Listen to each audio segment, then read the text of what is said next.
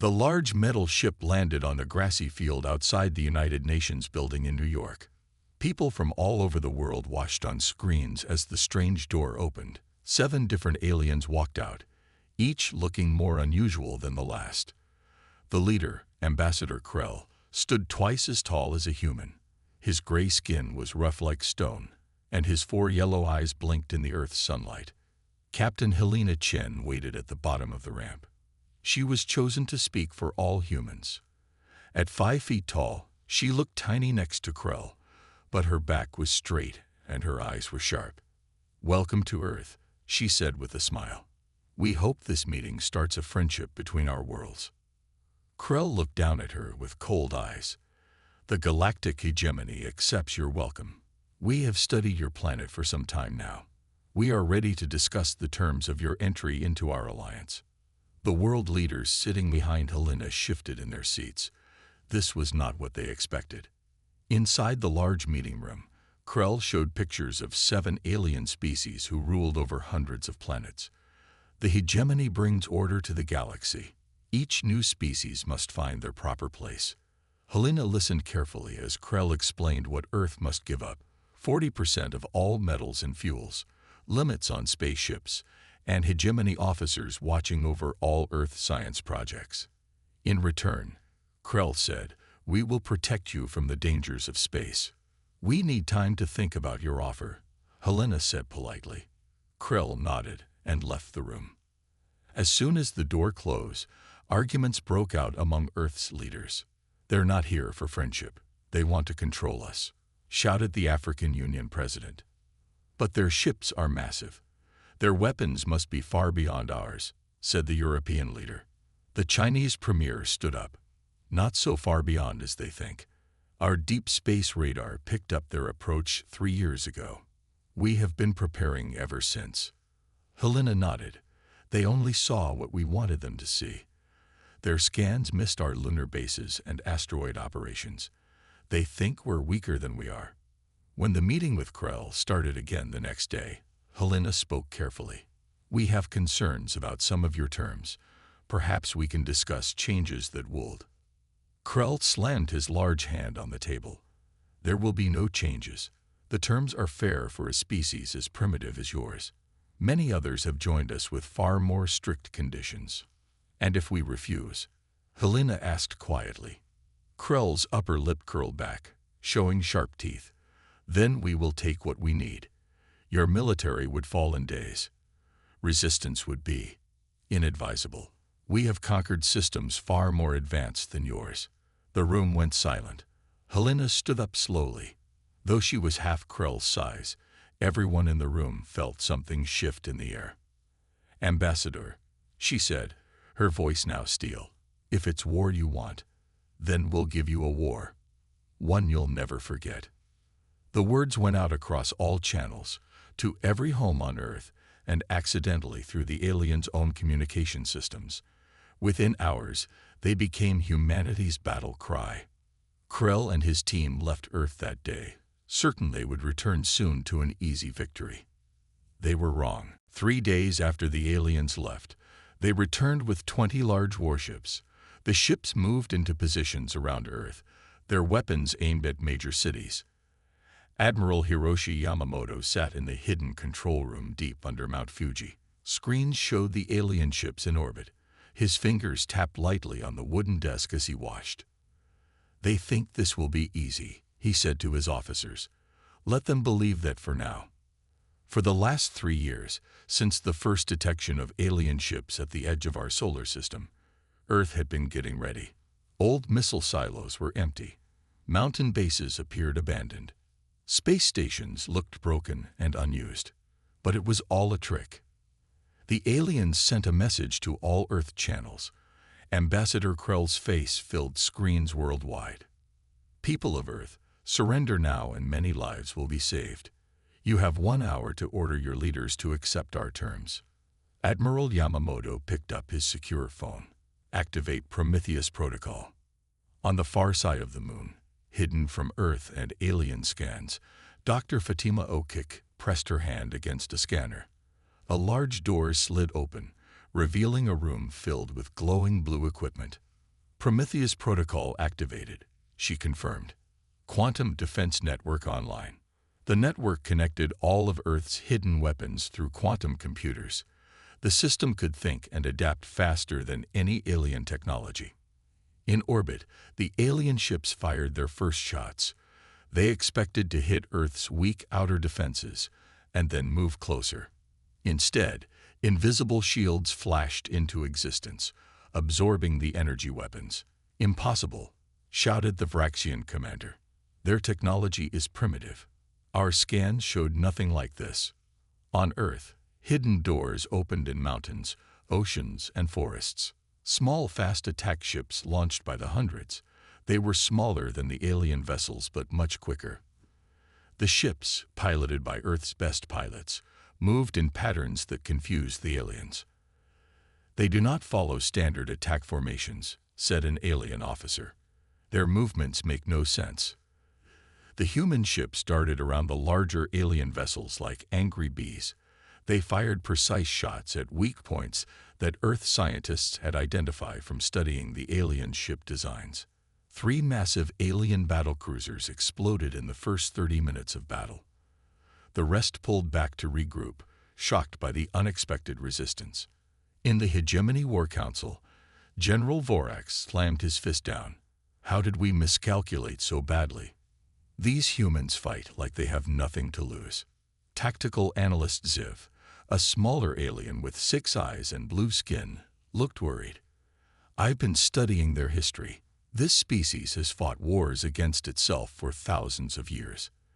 They've mastered the art of appearing weak when they are strong, and their entire evolution is based on hunting and fighting." "What are you saying?" Vorax demanded. "I'm saying," Ziv replied quietly, "that we may have attacked the most dangerous species we've ever encountered. And now they're angry." On Earth, Admiral Yamamoto watched as the alien fleet retreated to the far side of the moon. He allowed himself a small smile. "Send word to all commands," he said. "Phase 1 complete. Prepare for Phase 2. The real war starts now." While the alien ships regrouped, Earth was busy. Factories that once made cars now made weapons. Schools became training centers. Everyone had a job to do in the war effort. The United Earth government announced the Emergency Innovation Initiative. Any person with an idea to help fight the aliens could submit it. Thousands of ideas poured in each day. "Humans are at their best when things are at their worst," said President Okoro in a worldwide broadcast. "We will show the hegemony what it means to face a united Earth." Colonel James Rivera led a small team of Special Forces soldiers on a dangerous mission. Their target, a damaged alien scout ship that had crashed on the dark side of Mars. "We need that technology," Rivera told his team as their small black ship approached the crash site. "Scientists need to study how their engines work." The team landed a mile away and moved quietly toward the crash. 2 alien guards patrolled outside. They were tall with thick armor and plasma rifles. "Wait for my signal," Rivera whispered. When the guards separated, the humans attacked. The fight was brief but violent. 2 of Rivera's soldiers died, but they secured the ship. "Package acquired," Rivera reported as they loaded key parts onto their ship, returning to base.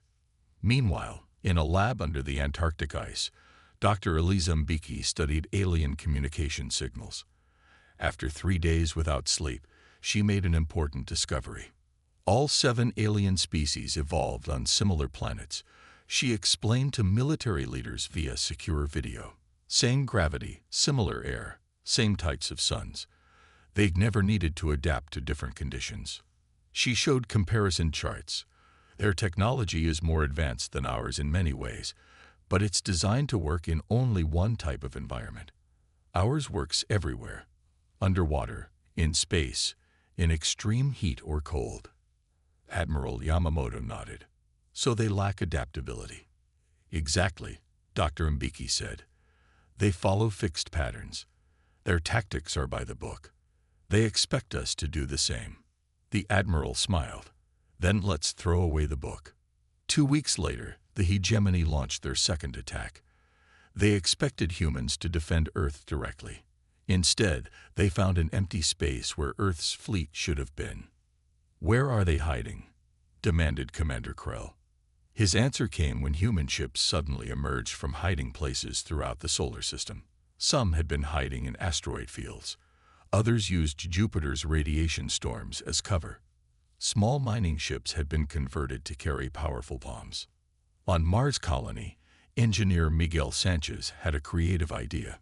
He reprogrammed the giant machines that were building the Mars atmosphere to create massive dust storms. The storms blinded the alien landing ships, making them easy targets for Earth's defenders. The aliens were forced to retreat again, losing 5 more ships. They couldn't understand why humans would damage their own planets and moons to gain an advantage. In the Hegemony command ship, tactical analyst Ziv reviewed the battle recordings. "These humans don't fight like any species we've encountered. They don't protect territory or resources the way we expected. They sacrifice anything for a tactical advantage." General Vorax stared at the screen showing Earth, blue and peaceful looking from a distance. "What kind of species evolved to think this way?" "A dangerous one," Ziv replied.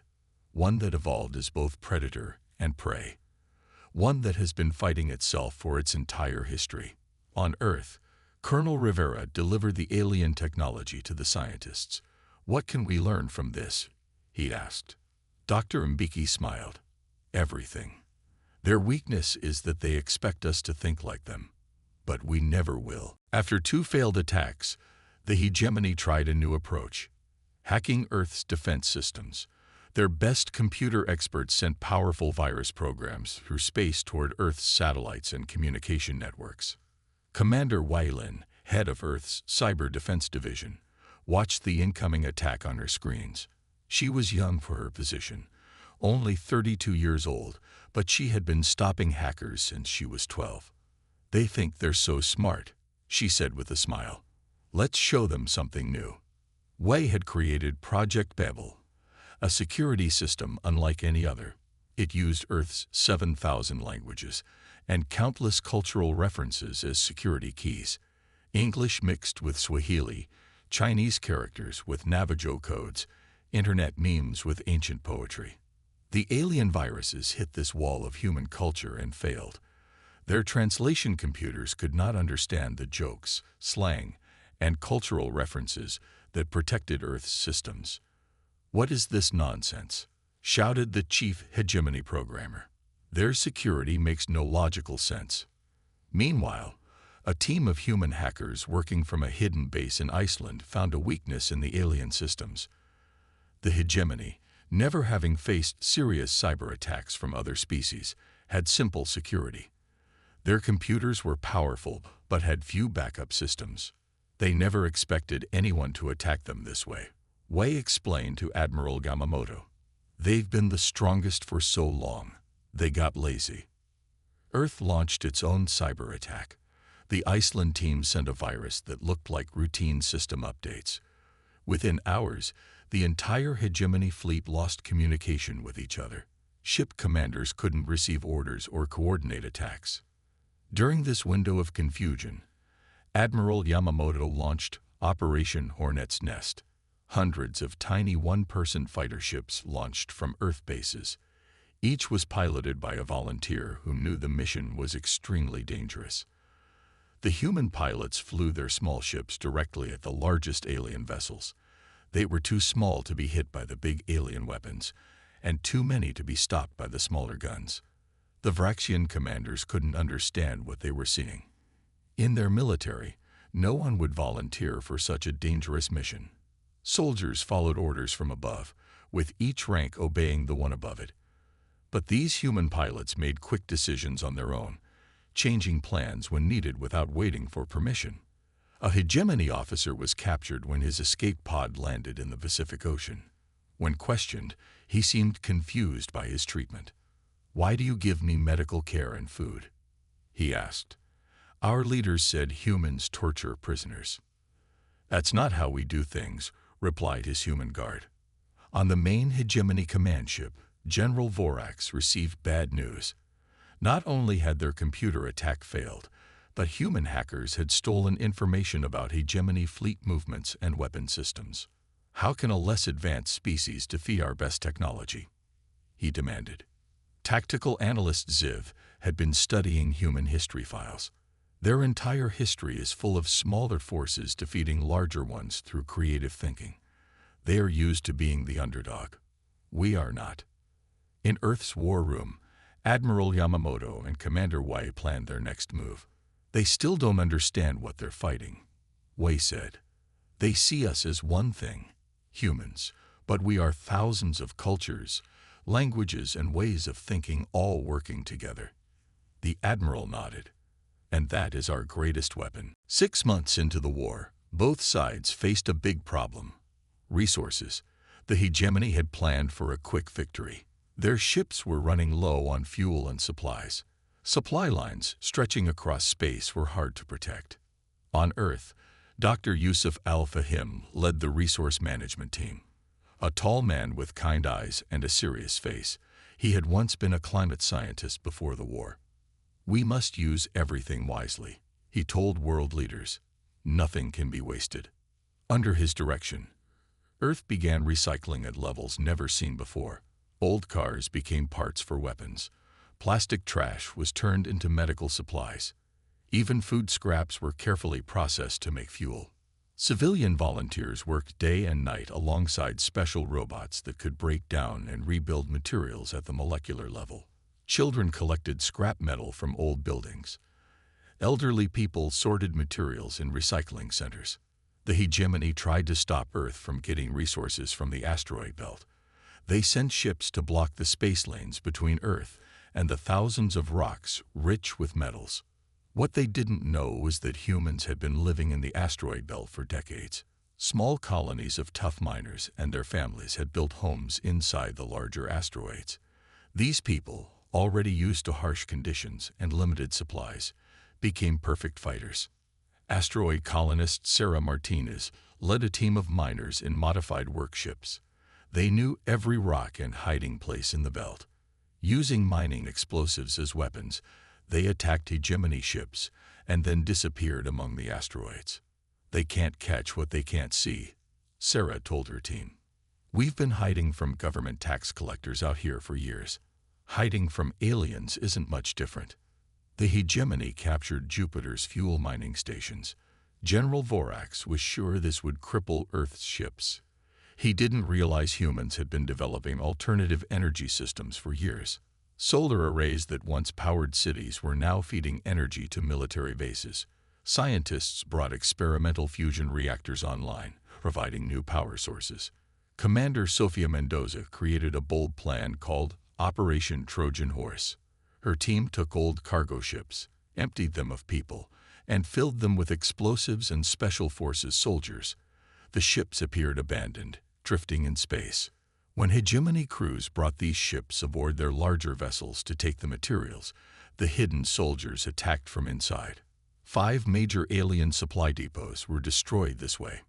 In the hegemony council chamber, troubling reports arrived. Some alien soldiers were beginning to admire human resourcefulness. A few even questioned whether the war was right. "These humans make use of everything," one report said. "They work together in ways we never expected. Their civilians fight as hard as their soldiers." High Command ordered more propaganda to be sent to the troops. But whispers about human cleverness continued to spread through the alien forces. On a small base on Titan, Saturn's largest moon, Dr. Al-Fahim looked at the resource charts. "We can keep going," he told Admiral Yamamoto over the secure line. "Our people understand sacrifice for the greater good." "Do the aliens understand this concept?"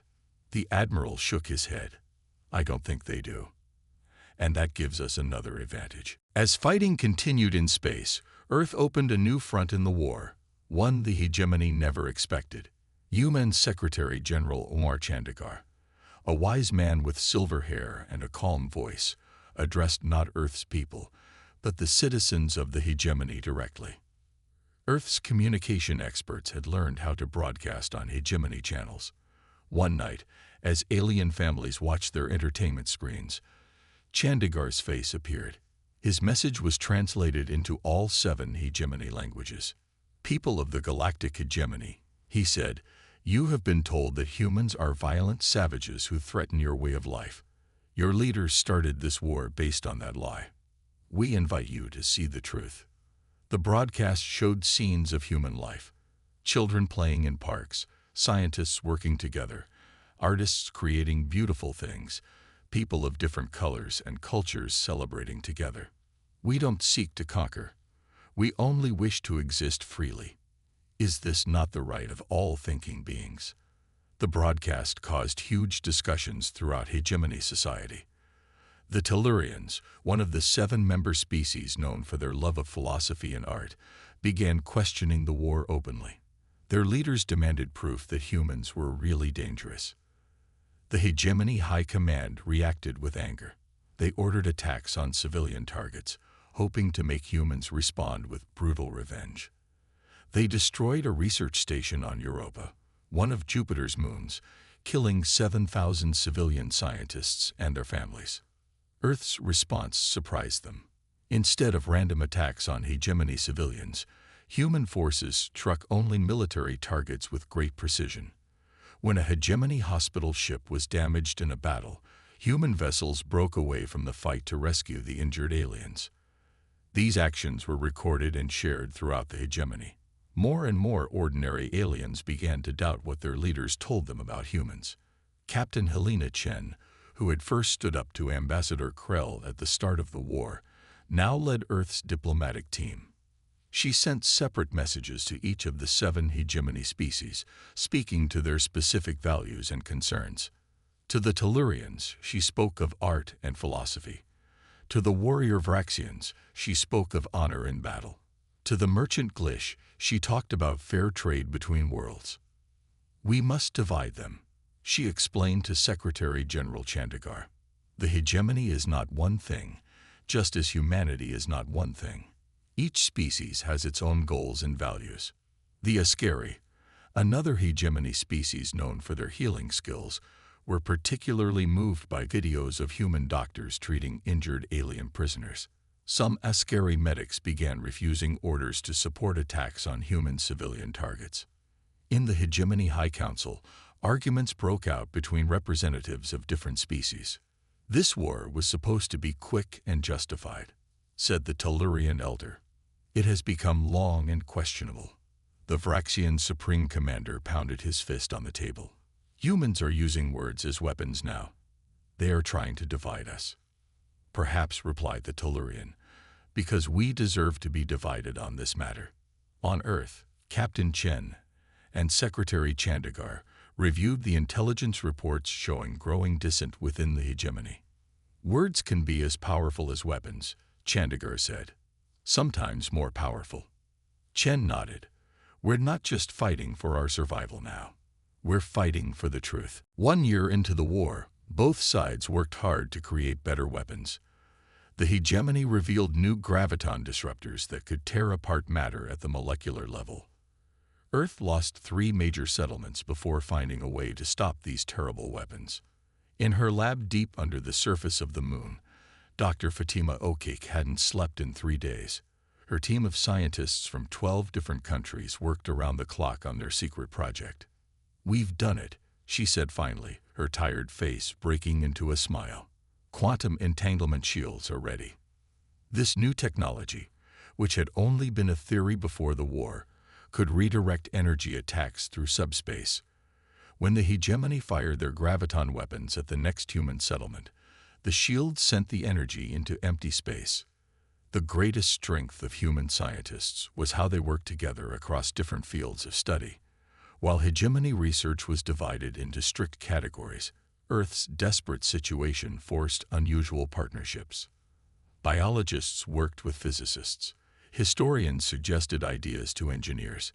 Medical doctors helped design weapons. Marine Captain Amara Okafor led a dangerous mission called Project Wildfire. Her team carried special containers to a captured hegemony ship. Inside the containers were tiny organisms created by Earth scientists. Remember, we only have 20 minutes before the air systems detect these, she told her team as they released the microorganisms into the ship's air system. These specially designed microbes could eat the unique metals used in hegemony ships. Within days, the biological weapons spread through enemy fleets as ships connected to each other for refueling. Before the aliens could stop it, the microbes had damaged hundreds of ships. The hegemony sent robot war machines to fight instead of living soldiers. They thought this would reduce their losses. Humans responded by creating electronic warfare teams who knew how to confuse the robot minds. AI thinks logically, explained specialist Jin Park to his squad.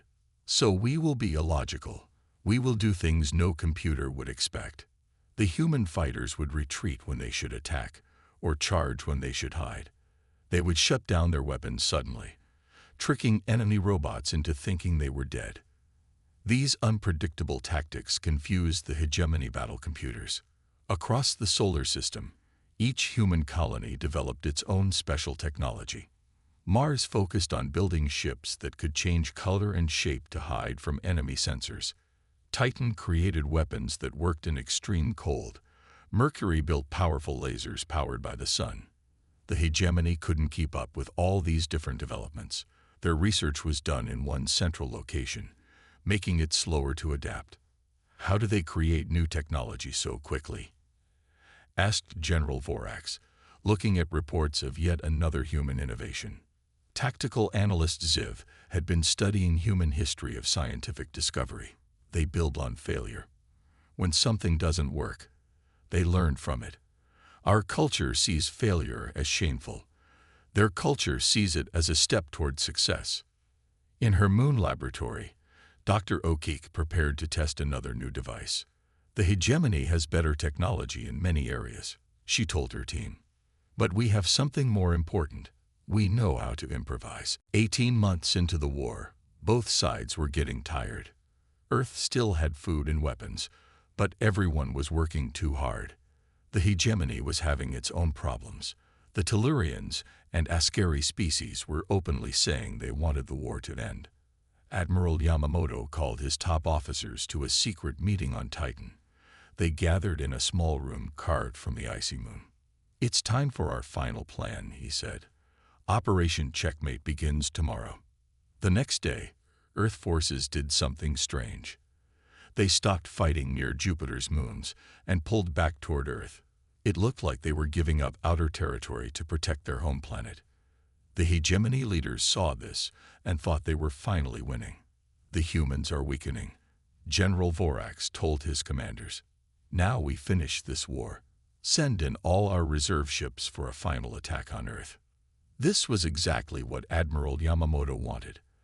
As the main hegemony fleet moved toward Earth, human ships that had been hiding on the dark side of Saturn suddenly appeared. They attacked the supply lines and support ships that the hegemony fleet had left behind. At the same time, humans who had pretended to be maintenance workers on hegemony ships activated their secret plans. They damaged engines, weapons, and communication systems from inside the alien vessels. "How did humans get aboard our ships?" Vorax roared when he heard the news. The answer was simple but shocking. Some of the aliens had helped them. Tellurians and Askari who opposed the war had smuggled humans aboard disguised as their own species. During the chaos, Ambassador Krell, who had delivered the first threats to Earth, was captured when his command ship lost power. He expected the humans to kill him immediately. Instead, he was taken to a prison that followed all Earth's laws for fair treatment of prisoners. He received medical care, decent food, and was allowed to speak to a lawyer who would represent him at a trial. Videos of Krell's treatment spread through hegemony communication channels. Regular citizens saw that everything their leaders had said about human cruelty was a lie. The Tellurians publicly announced they would no longer support the war effort. The Askari and another species called the Noor followed with similar announcements. Suddenly, 3 of the 7 hegemony species were refusing to fight. The Vraxians, as the most powerful species, tried to force the others to continue fighting. They threatened to use weapons against their own allies. This final betrayal destroyed any unity left in the hegemony. "We joined an alliance," not a dictatorship, the Tellurian elder said in a public broadcast. We will not help destroy a species that has shown more honor than our leaders. On Earth, people celebrated as news of the hegemony's internal conflicts spread. But Admiral Yamamoto warned his officers not to relax yet. The Vraxians are wounded and cornered now, he said. That makes them more dangerous than ever. Helena Chen, watching the captured Ambassador Krell in his cell through a camera, nodded in agreement. We've won the first war, the war for truth. But there's still fighting ahead. What will you do with me? Krell asked when Chen visited him. Give you a fair trial, she replied. Because that's what humans do. With the Hegemony Alliance falling apart, Earth pushed forward with new confidence.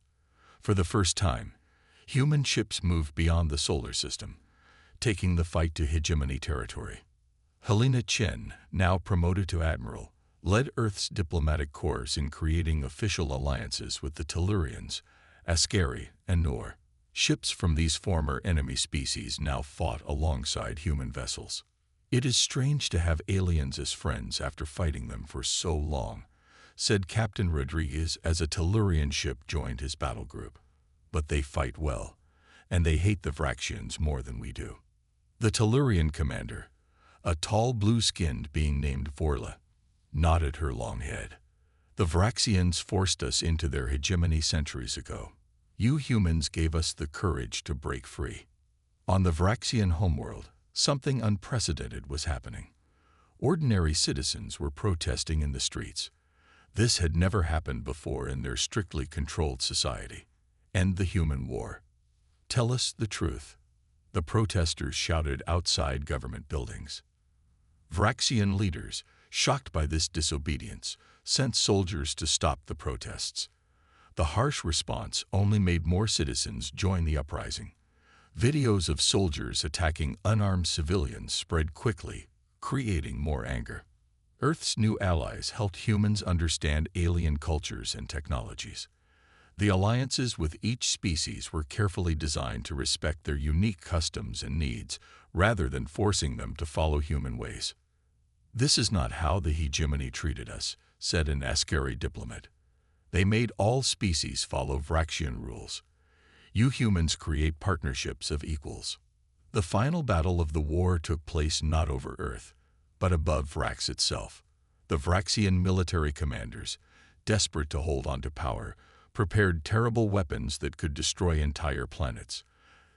They planned to use these weapons against their former allies if they couldn't defeat the humans. Colonel James Rivera, who had captured the first alien ship 2 years earlier, now led the most dangerous mission of the war. His team included humans, Tellurians, and Askari working together. Their target, the Vraxian High Command Center, where the planet killer weapons were controlled. This won't be like our other missions, Rivera told his mixed team as their stealth ship approached Vrax. Most of us won't be coming back, but we have to stop those weapons. The team landed outside the capital city at night. Using Tellurian camouflage technology and Askari knowledge of Vraxian security systems, they fought their way to the command center. Many died in the fierce fighting, but they reached the central control room. As Vraxian reinforcements broke through the doors, Rivera realized there was only one way to complete the mission. He ordered the surviving team members to escape while he stayed behind. Get out now, he told them. That's an order. When they were clear, Rivera set explosive charges around the doomsday control systems. As Vraxian soldiers surrounded him, he smiled. You wanted war, he said, pressing the detonator. We gave you one you'll never forget. The explosion destroyed the weapons control center and much of the Vraxian High Command. Rivera died, but his sacrifice saved billions of lives across multiple worlds. When news of his action reached Earth, Admiral Chen ordered all flags lowered to half-staff. He died not just for humanity, she said, but for all people who deserve freedom. 2 years after Ambassador Krell had first threatened Earth, representatives from 8 worlds gathered on Ceres, the largest asteroid in the belt. Humans sat alongside Tellurians, Askari, Nor, and even Vraxians to sign a new agreement. Admiral Helena Chen, who had first spoken the famous words that started the war, now helped write the words that would end it. The new alliance was called the Interstellar Concord. This is not like the hegemony, she explained to the gathered leaders. Each species is equal here. Each keeps its own culture and government. We protect each other and share knowledge, but no one rules over others. Secretary General Chandigarh nodded in agreement. When I said we would give them a war, I never specified what kind. In the end, we gave them a war against ignorance and prejudice. The Vraxians, once the proud rulers of the hegemony, now faced a difficult future. Their military government had fallen. Ordinary citizens were creating a new society with help from other species. We have much to learn about freedom, said Krill, a young Vraxian teacher. For centuries, we only knew conquest. Humans are teaching us cooperation instead. Human teachers went to Vraxian schools to help create new education systems. They taught history and philosophy focused on working together rather than fighting. Earth had changed too. Technologies created for war now helped everyone. The recycling systems developed during resource shortages made Earth cleaner than it had been in centuries. Energy from fusion reactors powered cities around the world. Most importantly, humans had found a new purpose. After centuries of fighting each other, they now looked to the stars with hope instead of fear. Dr. Fatima O'Keefe, whose Prometheus protocol had helped save Earth, now led a new project. In orbit above Ceres, a large ship took shape. Scientists from all species worked together to build the first true interstellar exploration vessel. This ship will carry crew members from all our worlds, Dr. O'Keefe said at the launch ceremony. Together, we will explore beyond what any of us have seen before. The ship was named Prometheus after the protocol that had protected Earth. As it prepared to leave for distant stars, Dr. O'Keefe spoke to the gathered crowds from all species. Throughout human history, we defined ourselves through conflict. Now we define ourselves by how we make peace. That is our true strength. Not that we fight well, but that we can stop fighting and find another way forward. Admiral Chen watched the ship disappear into the darkness of space. Beside her stood Ambassador Krell, no longer a prisoner but now a representative of the new Vraxian government. I once thought your words were a simple threat, Krell said quietly. I did not understand what humans meant by war. You fight not just with weapons, but with ideas, with hope, with unexpected kindness. Chen smiled. That is the greatest human strength.